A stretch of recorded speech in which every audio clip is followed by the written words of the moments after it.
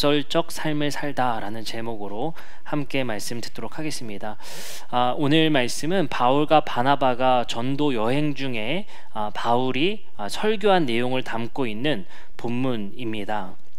오늘 우리는 바울이 이 설교를 한 내용의 본문 중에 중요한 신학적 내용을 살피고 그에 대한 반응에 대해서 오늘 함께 말씀을 보고자 합니다. 주요 논지는 그렇습니다. 사도 바울의 주요 논지 세 가지가 있는데요. 첫 번째는 사도행전 13장 29절에 이렇게 말합니다. 성경의 글을 가리켜 기록한 말씀을 다 응하게 한 것이라 라는 첫 번째 명제입니다. 첫 번째 명제가 바로 성경에 있는 것을 다 응하게 했다라는 것입니다. 이게 무슨 말이냐면요, 성경에서 하신 하나님의 말씀을 응하게 했다는 것은 하나님께서 성경의 말씀을 통해 지금까지 예언하시고 우리에게 하신 말씀을 성취하셨다라는 내용이거든요. 그럼 하나님께서 예언하시고 말씀하시고 작정하셨던 내용이 무엇이냐는 거예요. 그것은 바로 하나님께서 창세기의 말씀을 통해서 이 땅에 인간으로 말미암아 훼손된 이 세상, 하나님께서 창조하시기에 보시기에 좋았더라고 말씀하셨던 이 세상에 깨어진 질서를 회복하시고자 작정하시고 그것을 위해 일하시고 그리고 이스라엘을 세우시고 하셨던 내용입니다.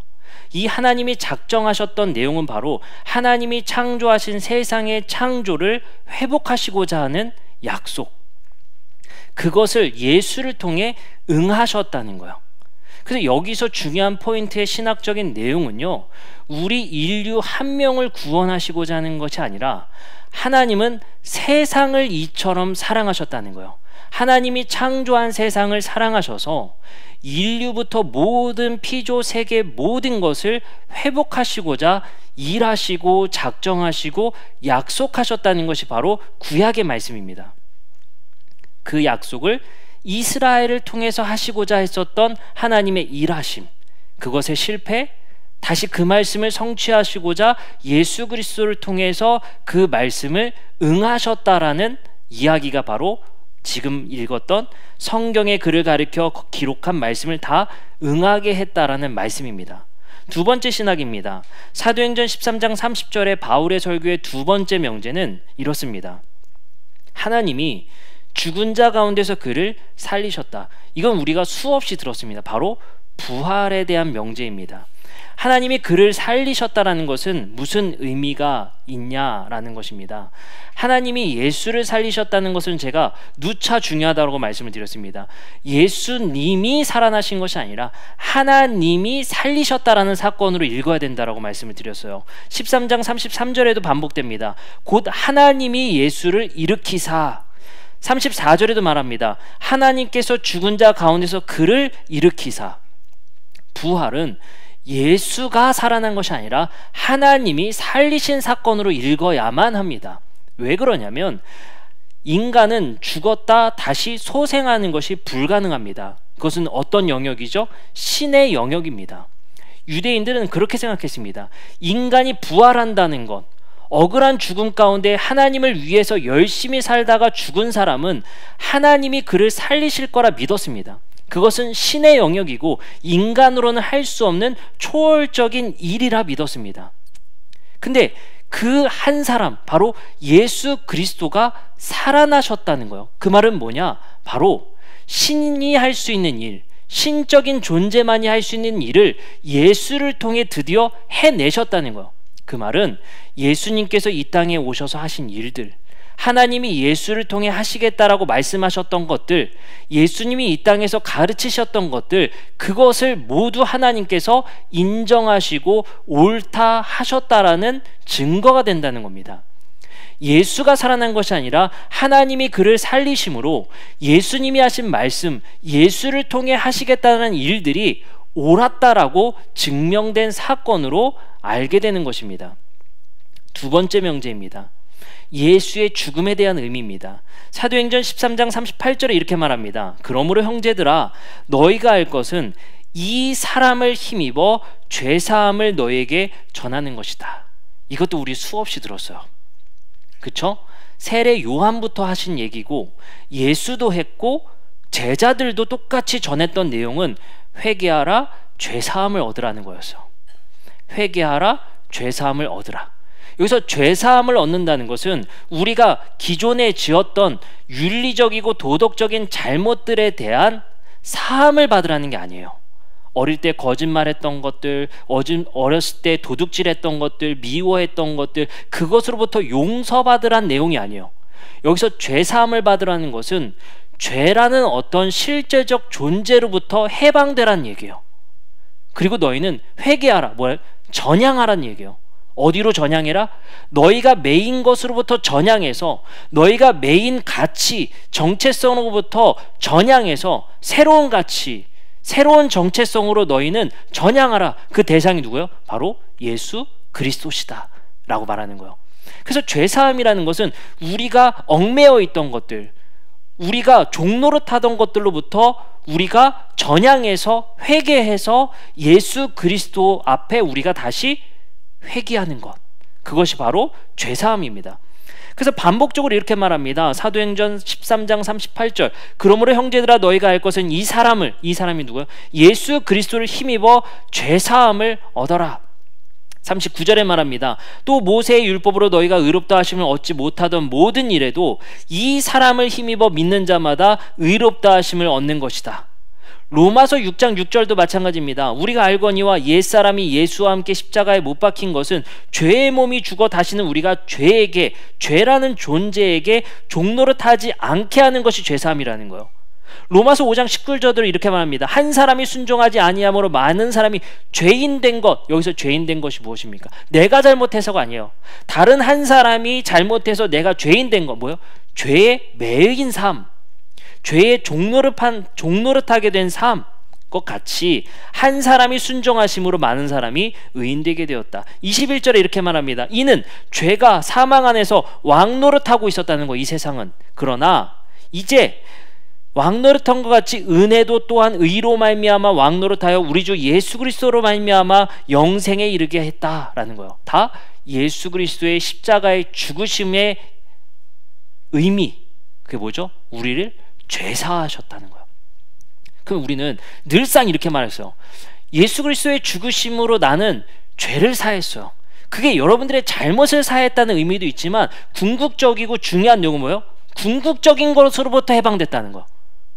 내가 죄를 짓게 되는 이유, 내가 그 정체성에 사로잡히게 된 이유, 어떤 존재에게 내가 사로잡혀 있기 때문이라고 말하는 겁니다.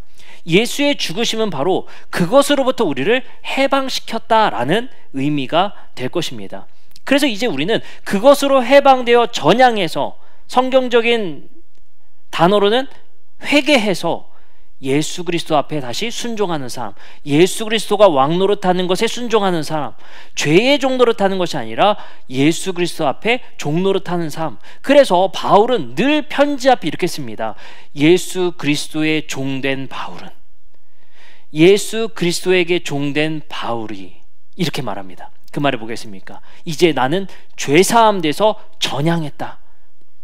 내 이념과 정체성과 가치관에 전향을 이뤘다는 거예요.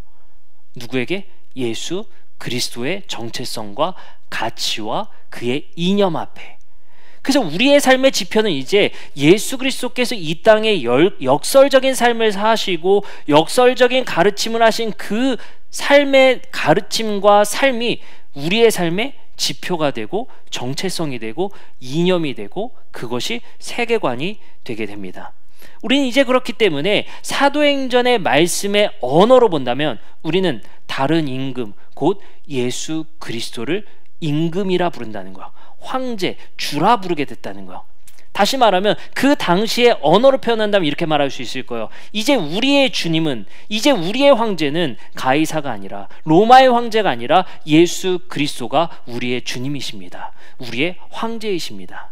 우리는 전향한 사람들입니다 라는 고백이 바로 사도행전의 메시지의 핵심입니다. 그것을 결정적으로 따르게 되고 그것의 전향을 이루게 된 사건이 바로 예수 그리스도를 하나님께서 살리신 사건이 나에게 너무 분명히 보여졌기 때문에, 그것이 나에게 증거가 되어졌기 때문에 우리는 전향할 수 있었다라고 제자들은 이야기하는 겁니다. 근데 놀랍게도 예수 그리스도의 삶의 가르침, 이념, 정체성 세계관은 바로 십자가라는 정체성을 가지고 있습니다. 그것을 고린도전서 1장 18절에는 이렇게 말합니다. 십자가의 도, 십자가의 도라고 부르고 있어요. 십자가의 도라는 것은 제가 무엇으로 정리할 수 있다고 그랬죠? 예수 그리스도의 십자가의 마지막 말씀과 스데반의 죽음의 마지막 멘트를 잘 보라고 그랬어요. 그게 뭐라고요? 저들은 잘 알지 못합니다. 나를 죽인 저들을 용서해달라는 기도였어요. 예수와 스데반의 죽음의 말씀이 같습니다. 죽음 앞에 고백한 말씀이 같아요. 거기에 십자가의 도의 가치가 숨어져 있어요. 그게 뭐예요? 십자가는 바로 희생과 용서라는 정체성을 가지고 있고 비밀이 숨어져 있다는 거예요. 그래서 고린도전서 1장 18절은 그것을 십자가의 도가 멸망하는 자들에게는 미련하게 보이고 구원을 받는 우리에게는 하나님의 능력이 되어진다는 거예요.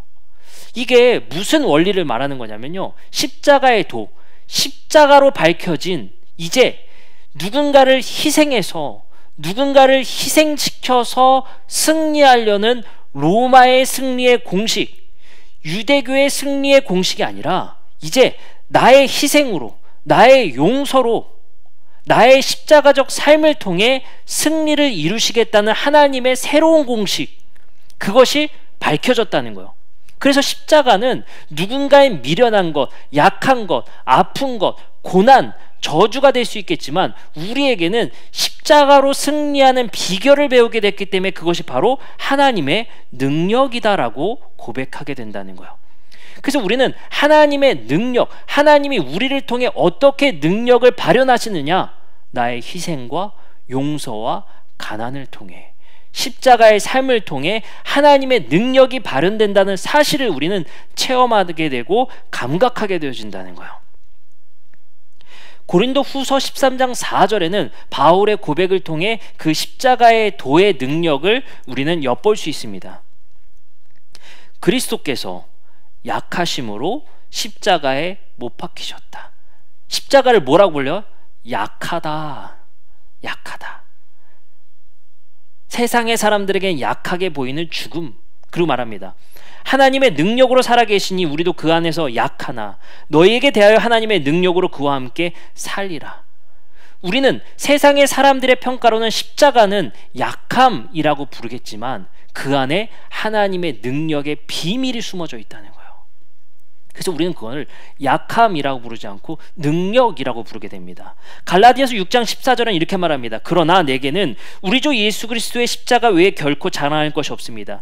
그리스도로 말미암아 세상이 나를 대하여 십자가에 못 박히고 내가 또한 세상에 대하여 그러합니다. 우리가 자랑할 것이 바로 십자가다라는 거예요.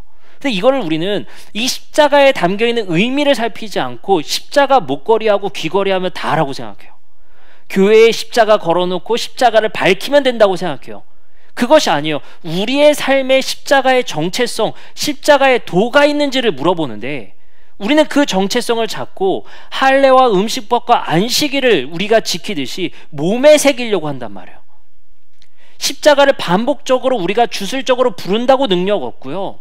십자가를 걸어놓는다고 능력 없고요. 십자가를 차고 다닌다고 능력이 없습니다.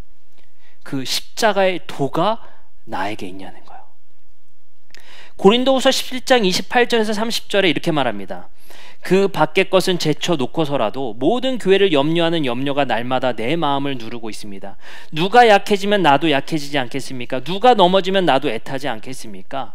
내가 꼭 자랑을 해야 한다고 하면 나는 내 약점들을 자랑하겠습니다. 저는 이 바울의 고백에서 무엇을 볼 수 있냐면요, 바울이 교회에서 할 수 있는 자랑은 아까 뭐라고 했어요? 내가 자랑할 것은 십자가다. 그걸 다른 단어로 말하는데 나의 약함을 자랑합니다 라고 말해요. 우리의 약함을 통해 능력을 발현하시는 하나님을 정확하게 꿰뚫고 있는 거예요. 세상에서는 약함이 패배, 세상에서는 약함이 지는 것이라는 공식을 가지고 있지만 십자가를 통해 승리하시는 새로운 공식을 알게 된 사람들, 십자가를 통해 하나님의 부활을 통해 새로운 공식의 역설을 알게 된 사람들은 약함이 자랑이 되게 되는 거예요. 나의 취약성이 자랑이 되게 된다고. 왜요? 나의 취약성과 약함을 통해 하나님의 능력을 보이시기 때문에. 세상은 우리의 약함을 감추기에 바쁩니다. 세상은 우리의 약함을 어떻게든 드러내지 않게 하기 위해서 갖은 노력을 하고 삽니다. 하지만 성경에서는 약함으로 능력을 보이시는 하나님이라는 것을 우리에게 말씀하고 계시다라는 사실이에요. 그렇기 때문에 우리는 우리의 약함을 부끄러워할 필요가 없습니다. 그렇기 때문에 우리의 약함을 도리어 자랑하는 삶을 살아야 합니다. 그렇기 때문에 우리는 그리스도인들의 모임 가운데 우리의 약함을, 우리의 취약성을 솔직히 고백할 수 있어야 됩니다. 왜요?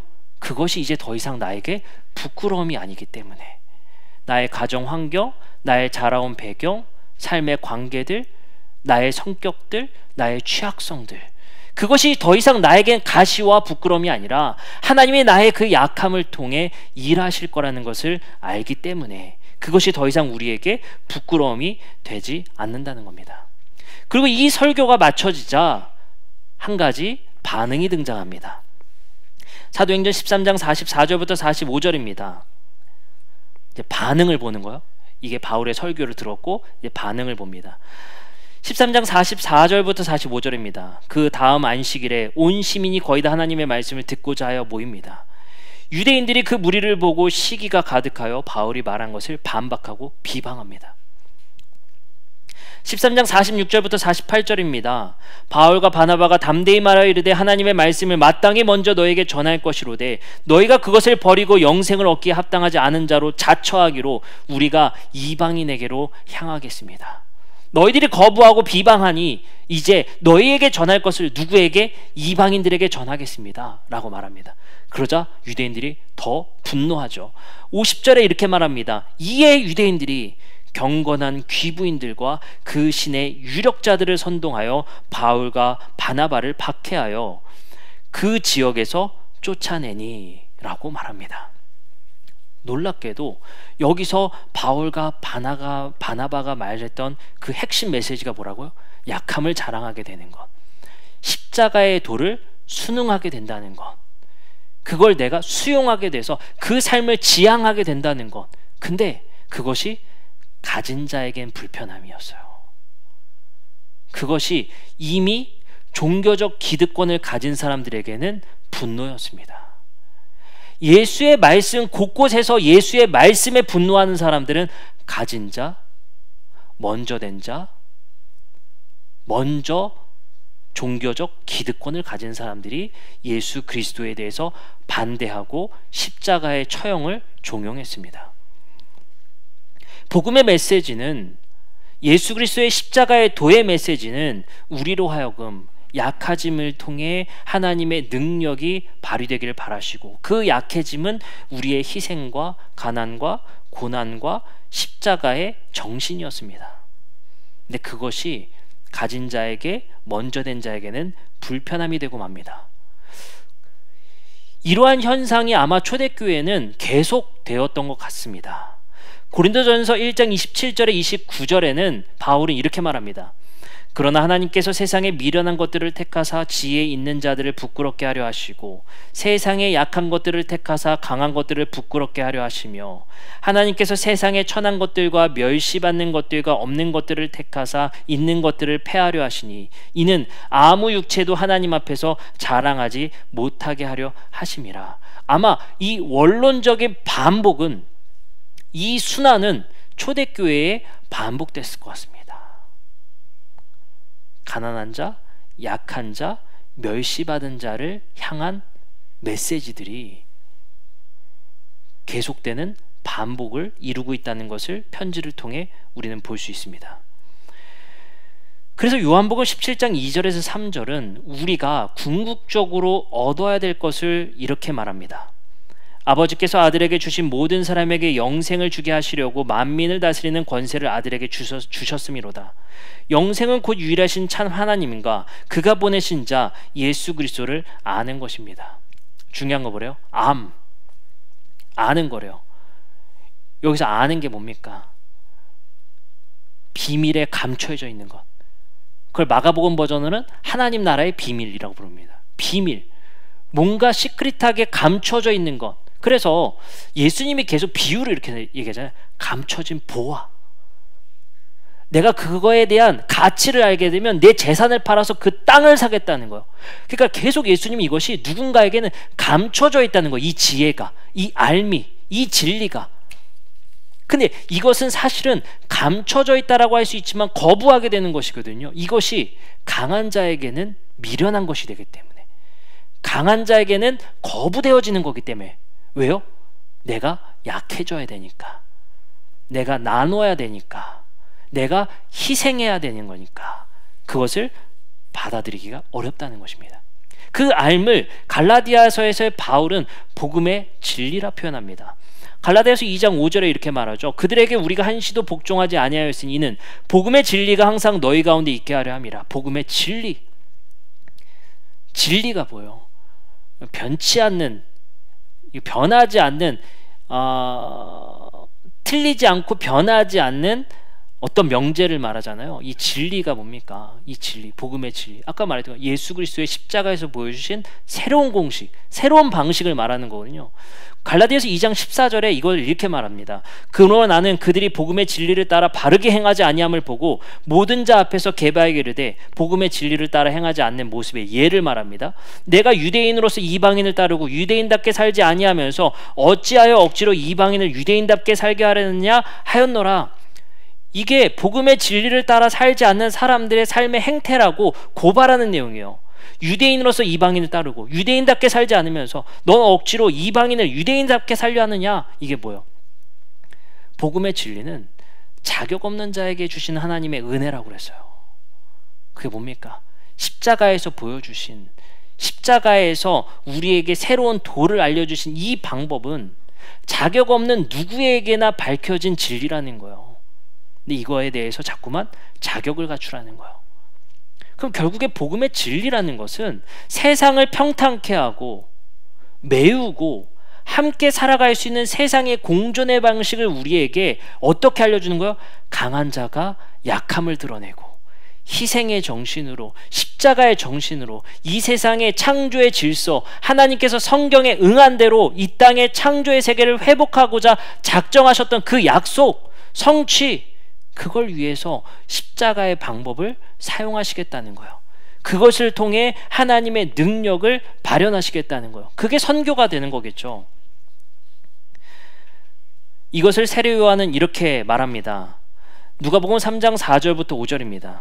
그것은 이사야의 예언에 적혀있는 대로였다. 광야에 외치는 이의 소리가 있다. 너희는 주님의 길을 예비하고 그 길을 곧게 하여라. 모든 골짜기는 메우고 모든 산과 언덕은 평평하게 하고 굽은 것은 곧게 하고 험한 길은 평탄하게 하라. 여기서 뭐가 계속 강조되죠? 메우고 평평하게 하고 곧게 하고 평탄하게 해라. 이게 뭐예요?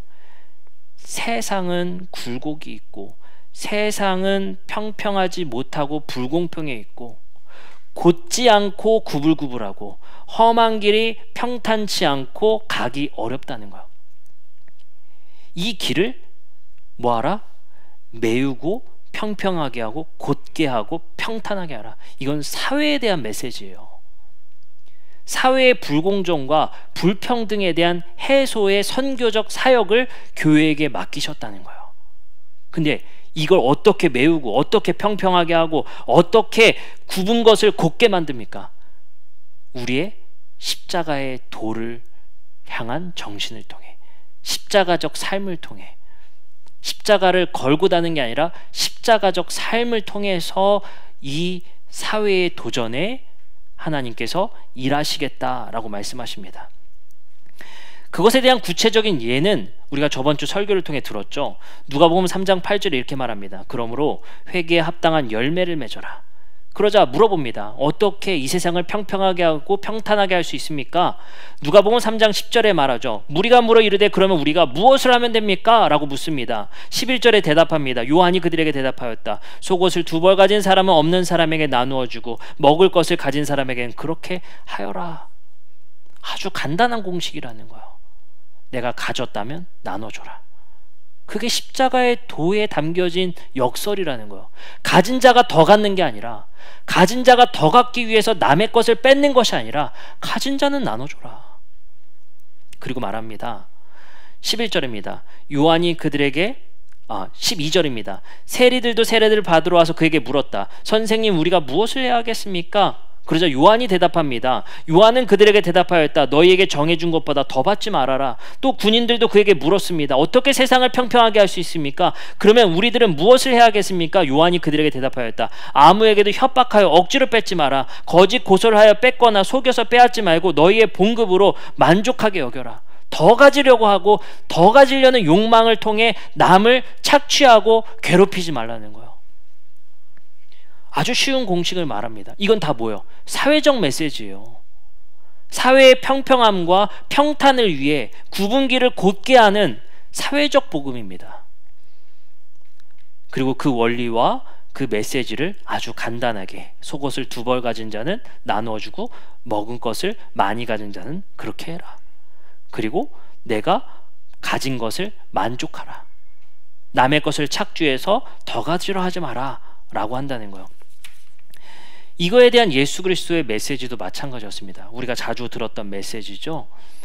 포도원의 품꾼의 비유였습니다. 먼저 온 사람이 나중 온 사람과 동일한 월급을 주자 먼저 온 사람이 분노하게 됩니다.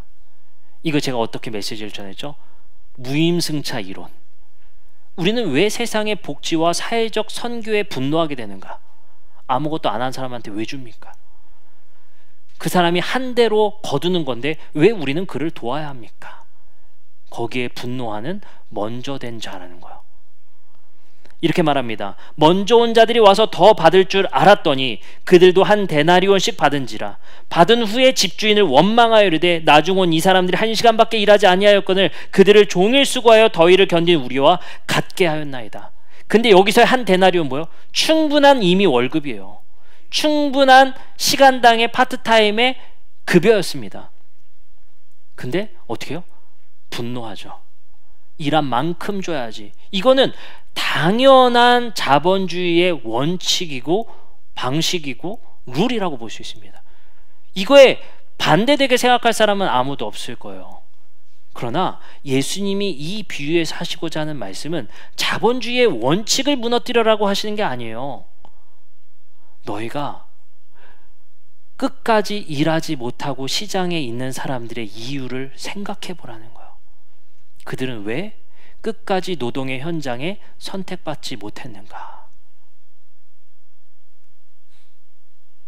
성경에는 나와 있지 않지만 장애를 가진 사람일 수 있고 노인일 수 있고 무기력하여 힘이 없는 사람일 수 있다는 거예요. 우리는 그들은 열심히 하지 않았는데 왜 무임승차하느냐라는 것에 분노하게 되는 마음과 이 먼저 된 자의 분노는 같은 것 같습니다. 우리는 모두 세상의 사람들이 잘 되길 바라지만 내심 속마음은 그렇지 않은 것 같습니다. 왜요? 우리는 뼈 빠지게 일했는데 누군가는 무료의 혜택을 받으니까 라는 겁니다. 근데 성경에서는 놀랍게도 우리가 이런 마음의 가짐을 갖게 된 이유를 찝어내십니다. 요한복음 9장 2절부터 3절이에요. 이 사람은 누구냐면요, 나면서부터 못 본 사람입니다. 맹인이라고 불리는 사람이죠. 사람들은 묻습니다. 구약 성경의 말씀과 같이 이 사람은 누구의 잘못 때문에 보지 못하게 된 겁니까? 라고 묻게 됩니다. 그에 대한 예수님의 말씀입니다. 제자들이 물어 이르되 랍비여, 이 사람이 맹인으로 난 것이 누구의 죄로 인함입니까? 자기니까 그의 부모니까? 예수께서 대답하시되 이 사람이나 그 부모의 죄로 인한 것이 아닙니다. 그에게서 하나님이 하신 일을 나타내고자 하심이라. 하나님의 뜻이 있었다, 이렇게 말하는 거예요. 별로 저는 만족스럽지 않은 대답인 것 같아요. 저 누구나 할 수 있는 얘기예요. 근데 저는 여기 아차 싶은 것 같아요. 전 여기에 메시지에 그 사람을 통해 하나님이 하실 일을 기대해 라는 메시지보다 더 중요한 메시지가 있다고 생각해요. 뭐냐? 그 사람 탓하지 마.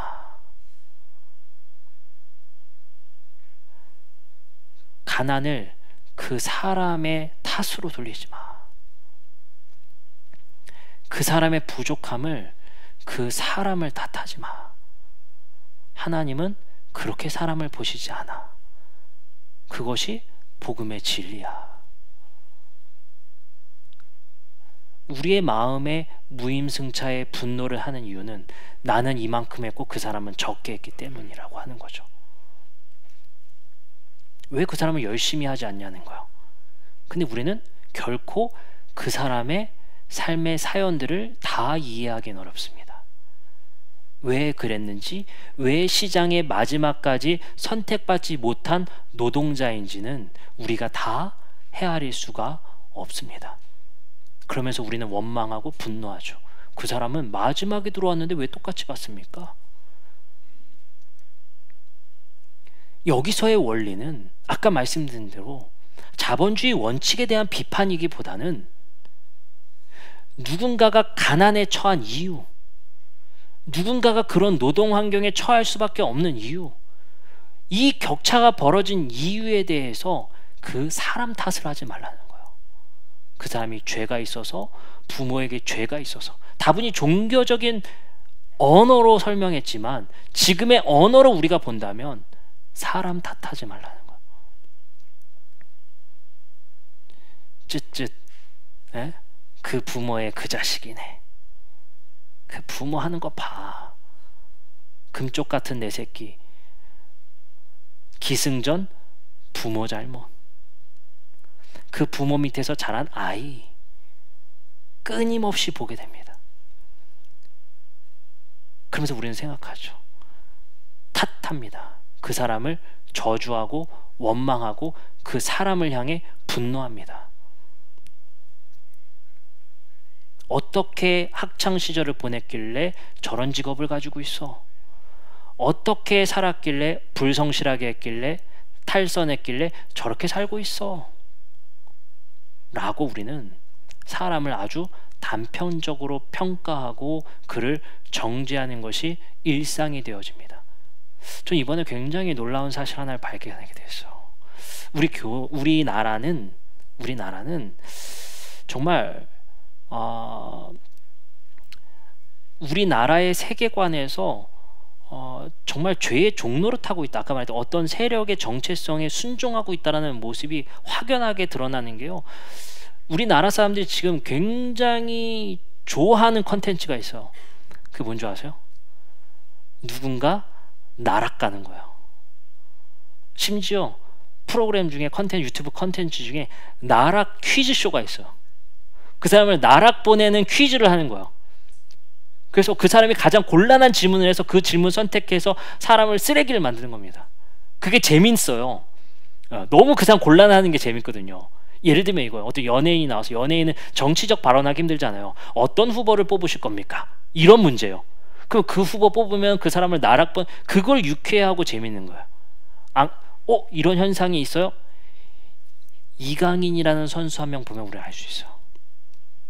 그 사람에게 열광하다가 한 사건을 통해서 그 사람이 나락가는 모습에 즐거워하고 쾌락을 느낍니다. 그것이 하나의 컨텐츠가 돼버렸어요. 우리는 그런 사회를 살아가고 있죠. 그런 것에 즐거워하는 일을 살고 있죠. 얼마 전 엄청난 구독자 수를 가진 사람이 코인 회사에 연루되어서 나락가는 모습, 구독자가 빠져가는 모습을 통해 즐거워하는 사람들의 기사를 보게 됩니다. 그 쾌락과 기쁨을 즐겨하는 우리 대한민국 사회가 정상이라고 생각하기는 어려울 것 같아요. 남의 불행을 즐거워하는 이 세계관이 정상이라고 보기는 어려울 것 같아요. 나도 모르게 그것에 만족해하며 쾌락을 느끼는 모습이 결코 정상이라고 보기는 어려울 것 같아요. 우리는 이런 세계관을 즐기는 컨텐츠의 세상 속에 살아가고 있습니다. 구약의 지혜서인 욥기에서도 마찬가지 일들이 벌어집니다. 무슨 일이 벌어지냐면요, 욥이 하나님의 시험 가운데 서게 되잖아요. 자식들이 죽습니다. 그리고 친구들이 와서 욥에게 말합니다. 욥기 8장 3절부터 4절입니다. 이렇게 말합니다. 하나님이 어찌 정의를 굽게 하시겠으며 전능하신 이가 어찌 공의를 굽게 하시겠는가? 너의 자녀들이 주께 죄를 지었으므로 주께서 그들을 죄에 버려두셔서 죽었습니다. 라고 조언합니다. 위로가 되겠어요? 야, 잘 생각해봐. 하나님이 그냥 심판하실 리 없어. 이렇게 떼죽음이 그냥 일어나냐? 네 자식들이 뭐 잘못한 거 있나 회개하고 돌아봐봐, 이렇게 말했다는 거예요. 근데 여기서 뭘 고발하는 거예요? 어떤 사회적 문화, 어떤 종교적 문화를 고발하는 겁니까? 사람 탓하는 거. 아까 뭐라고 했습니까? 누구의 죄 때문에 이 사람이 못 보는 겁니까? 이 사람이 당한 고난, 가난, 환난, 왜 저렇게 태어나서 돌아봐봐. 조상 중에 누가 악을 저질렀겠지, 죄를 저질렀겠지. 잘 돌아봐봐. 우리는 누군가를 탓하고 누군가의 원인을 밝혀서 그 사람에게 모든 것을 돌리려 합니다. 근데 성경에서는 우리에게 말씀하시는 것이 무엇입니까? 세상에는 여러 가지 복잡한 상황들 속에서 누군가의 사연들 통해서 복잡한 세계관 안에서 이런 일들이 수없이 발생한다는 거예요. 그래서 우리에게 요청하시는 일들이 뭡니까? 세상에 굽어진 것을 곧게 하고 평평하게 하고 메우고 험한 길을 평탄하게 해줘라. 누군가에게는 아주 쉬운 길이에요. 근데 누군가에게는 험한 길을 그들이 쉽게 올 수 있도록 서포트 해주라는 거거든요. 이게 누군가는 그럽니다. 아니, 지금 너 나이가 몇인데 아직도 청약 통장을 안 들었어? 이것만큼 폭력적인 말이 없어요. 누군가는 청약 통장의 청자도 모르고 살아가는 사람들이 엄청나게 많습니다. 왜요? 나는 청약 통장을요, 부모님이 어릴 때부터, 저도 못 들었었거든요. 늦게 들었거든요. 정보에 취약한 거예요. 부모도 모르니까. 부모도 잘 모르니까 어릴 때부터 들어준 사람이 있고 어릴 때부터 안 들어준 것 뿐이에요. 어릴 때 내가 그걸 어떻게 그 지식이 있습니까? 어떻게 그 정보를 가지고 있습니까? 세상은 이런 걸로부터 끊임없이 격차를 벌어진다면 우리 그리스도인들이 십자가의 도를 가지고 살아간다는 건 뭡니까? 그들이 험한 길을 살아가야 되는 그 사람들이 우리가 조금 더 평탄하게 가실 수 있도록, 평탄하게 그 길을 만들어줄 수 있도록 그들을 도와주고 서포트해주고 격려해주고 그 길을 안내자의 역할을 해주는 것, 그것이 우리에게 있어서 선교라는 거예요. 그러니까 선교랄 게 우리가 너무 복잡하게 생각하실 필요가 없어요. 못 오는 사람들, 못 따라오는 사람들, 그것이 그 사람 때문이 아니라 주어진 환경 때문에. 누군가는 그러더라고요. 태어나서 가족을 선택할 수 있는 유일한 한 번 있는데 그게 뭔지 아세요? 결혼이라는 거예요. 생각해보니까 그렇더라고요. 내가 부모를 선택할 수가 없었어요. 내 자녀를 내가 선택할 수 없고 내 자녀도 선택한 게 아닙니다. 그냥 태어난 거예요. 그걸 누굴 탓하겠습니까? 그 환경에서 태어난 아이를, 그 환경에 처한 사람을 누구를 탓하겠습니까? 그 모든 것을 우리는 감안하지 않은 채 그 사람의 현재를 보고 정죄하는 습관, 그 사람들이 나락가는 것을 즐거워하는 것, 그 사람과 나는 분리된 곳에서 살고 싶어하는 욕망, 그들과 내 아이가 섞이지 않고자 하는 마음, 이것이 옳은 마음, 하나님이 원하시는 삶의 가치는 아니라고 보여집니다.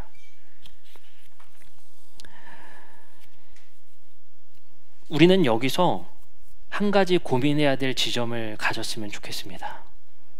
우리는 교회에서 늘 이렇게 말해요. 감사합시다. 제가 저희 애들한테 되게 많이 하거든요. 야, 내가 맨날 얘기해요. 내가 개척교회 목사님 아들로 태어난 거에 비하면 너네는 니는 너무너무 감사한 줄 알아라. 맨날 이러죠. 야, 진짜 감사한 줄 알아라.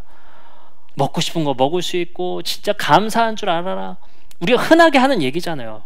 니네는 그래도 감사한 줄 알아. 늘 우리가 흔하게 하는 얘기예요. 근데 제가 생각해 보니까요, 감사한 줄 알아라는 말에 그치는 우리 그리스도인들의 이런 아주 악습관이라고 생각합니다. 왜요? 그 말 안에 내포된 건 뭐예요? 난 아니어서 다행이다. 그게 내포되어 있는 거예요. 야, 감사한 줄 알아의 말에 우리가 담겨야 되는 십자가의 도는 뭡니까? 하나님께서 내가 선택하지 않았음에도 주어진 이 감사한 환경 때문에 내가 그 환경에서 자라지 못한 아이들을 섬기고 그들을 서포트하고 도와줄 수 있는 마음과 행동이 뒤따르는 게 감사 아니겠습니까? 우리 그리스도인들의 감사라는 표현이 어쩌면 나 아니어서 다행이다라는 표현이 돼버렸어요. 그게 내가 아니어서 다행이다라는 표현의 고백이 되어버렸다라는 거예요. 감사는요, 나에게 처한 이 환경이 내 선택이 아니라, 내가 자라서 이 자리에 있는 것이 내가 잘해서가 아니라, 나의 능력이 아니라, 내 선택이 아니라 주어진 하나님의 은혜에 감사할 수밖에 없는 거잖아요. 우리는 여기서 되돌아봐야 돼요. 누군가는 이 감사의 혜택을 받지 못한 사람, 그 사람 탓이 아니라, 그 사람 때문이 아니라, 그 사람이 선택해서가 아니라 주어진 환경에 처해져 있는 사람에 대한 우리의 마음, 그 길을 평탄하게 하고자 하는 그 애씀, 십자가적 나의 희생, 그거를 알라고 하는 거예요. 그걸 아는 것, 그거를 깨닫는 것. 그래서 나에게 과분하게 주신 그 은혜를 우리가 그것을 받지 못한 사람에게 공유하는 것, 나누는 것, 그것이 선교입니다. 저는 그렇게 생각해요. 그게 물질뿐만 아니라 이제는 정보의 공유도 매우 중요한 시대입니다. 누군가는 이 어려운 정보를 받지 못해서 혜택받지 못하는 사람들이 너무너무 많은 거예요. 그것도 상당한 가치를 가지고 있는 것입니다. 그것을 나누는 것, 알려주는 것, 도와주는 것, 기다려주는 것, 그것도 선교가 되는 거예요. 한 가지 영상을 함께 보도록 하겠습니다. 오늘 우리가 성경의 말씀을 통해 우리가 고발한 사회적 문제에 대해서 우리가 잠깐 영상을 통해 보고, 영상에서 선생님이 던지는 질문이 우리에게 참 와닿는 것 같습니다. 이러한 사회 문제의 질문에 답하는 것이 좋은 교육이다. 이거를 바꿔서 이러한 사회의 악에, 사회의 불평등에 답하는 것이 좋은 교회이다 라고 생각해 볼 수 있을 것 같습니다. 이러한 격차가 벌어지는 시기는, 가정 환경으로 인해서 격차가 벌어지는 시기는 놀랍게도 3살부터라고 합니다. 이러한 격차는 엄청나게 벌어지는 격차의 현상으로 나타난다는 것이 영상의 핵심인 것 같습니다. 오늘 말씀을 통해서 십자가를 지는 삶, 그리고 십자가적 정신을 갖고 사는 삶, 십자가의 도가 무엇인가를 우리는 함께 고민해 보았습니다. 그것이 복음의 진리였고, 복음의 진리답게 사는 것이 바로 이 땅에, 이 세상에 굽어지고 이 땅을 메우고 평평하게 하고 곧게 하고, 우리가 함께 이 사회에 함께 살아가고자 하는 노력, 그것을 위해서 우리가 희생하고 우리의 것을 나누고 십자가적 삶을 살아가야 한다는 것, 그것이 바로 우리에게 주시는 메시지일 것 같습니다. 그러면서 저는 또 고민해 보게 됩니다. 우리는 이것을 왜 해야 하는가? 그럼에도 불구하고 이것을 하는 것이 과연 의미가 있는가? 라는 생각을 해볼 수밖에 없습니다. 그러면서 이사야서 5장 8절의 말씀을 생각해 보게 됐습니다. 하나님께서는 이 사회의 모습에 이렇게 응답하셨습니다. 가옥에 가옥을 이으며 전토에 전토를 더하여 빈틈이 없도록 하고, 이 땅 가운데서 홀로 거주하려는 자들은 화 있을 것이다. 분명한 악의 선언입니다. 이것은 분명한 하나님께서 원치 않는 세상의 모습이라는 것의 선언입니다. 하나님을 믿는 자들로서 예수를 통해 이 땅의 악을 고발하신 하나님, 그리고 그것의 악을 우리는 분명히 알게 됐고, 십자가적 삶을 통해 그 역설적 약함의 방식을 통해 하나님의 능력이 드리워진다는 것, 하나님의 능력이 발휘된다는 것, 우리는 알게 되었습니다. 그리고 이제 우리는 그런 삶을 살기 위해 작정하게 됩니다. 그 삶은 우리가 받은 것에 감사함에 그치는 것이 아니라, 자신의 선택 때문이 아니라, 그 사람 탓 때문이 아니라 갖지 못했던 그 격차를 메우기 위해 애쓰는 삶, 그 격차를 인식하고 함께 노력하는 삶, 그 삶의 방식들은 우리가 가지고 있는 정보의 공유가 될 수 있고요, 내가 너무 아이들과 가고 싶고 너무 좋았던 곳을 그저 같이 가는 것일 수 있고요. 누군가에게는 넘어서지 못할 만큼의 어려운 자리에 함께 부르고 같이 먹는 것일 수 있습니다. 그것은 어렵지 않고 멀리 있지 않습니다. 다만 내 가족만 즐기는 그 기쁨을 나누는 것일 뿐입니다. 누군가 함께 했을 때, 내 가족만이 아니라 불편한 사람이 함께 했을 때 갖는 그 불편함을 감내하는 것, 그것을 함께 하고자 하는 노력이 내 안에 뒤따르는 것, 그것이 희생 아니겠습니까? 우리는 이러한 세상의 질문에 답할 수 있는 교회 되었으면 좋겠습니다. 우리 이 시간 함께 찬양하고 기도하는 시간 갖도록 하겠습니다.